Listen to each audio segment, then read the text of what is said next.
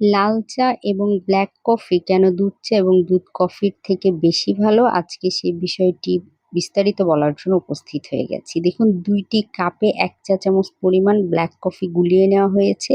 প্রথম অবস্থায় ২টার ক্যালোরি কিন্তু ২ ক্যালোরি করে থাকছে। এরপরে যখন এর মধ্যে ১৫০ ml ফুল ক্রিম দুধ মিশিয়ে নেওয়া হচ্ছে, এটার ক্যালোরি বেড়ে ৯৬ হয়ে যাচ্ছে। আরেকটার ক্যালোরি কিন্তু ২ থাকছে। তার মানে ফুল ক্রিম মিল্ক পাউডার হোক কিংবা লিকুইড মিল্ক হোক, এটার সাথে মিলিয়ে নিলে এটার ক্যালোরি ৮০ থেকে ৯০ পর্যন্ত কিন্তু বেড়ে যেতে পারে বা ১০০ পর্যন্ত বেড়ে যেতে পারে, দুধ ভেদে ভিন্ন হতে পারে। এর সাথে যখন ১ চা চামচ চিনি মেশানো হবে, সেটার ক্যালোরি বেড়ে ১২০ বা ১১৮ কিন্তু হয়ে যাচ্ছে।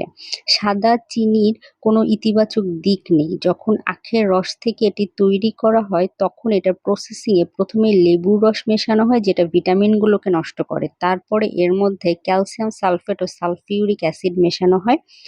এই সাদা চিনি অতিরিক্ত গ্রহণ করার ফলে উচ্চ রক্তচাপ, কোলেস্টেরল বেড়ে যাওয়া, ফ্যাটি লিভার, ডায়াবেটিকস, অতিরিক্ত ওজনজনিত সমস্যা বা দ্রুত বার্ধক্য চলে আসা, এই জাতীয় সমস্যা কিন্তু দেখা দিতে পারে।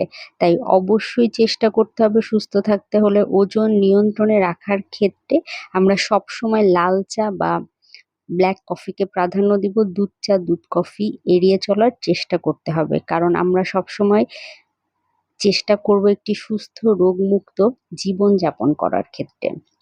যাদের অনেক বেশি দুধ কফি বা দুধ চা পছন্দ, তারা সপ্তাহে ১ দিন গ্রহণ করতে পারেন।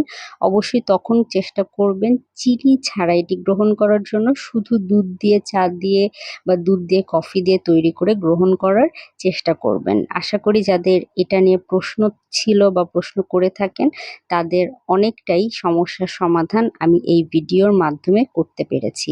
ভালো থাকবেন, সুস্থ থাকবেন।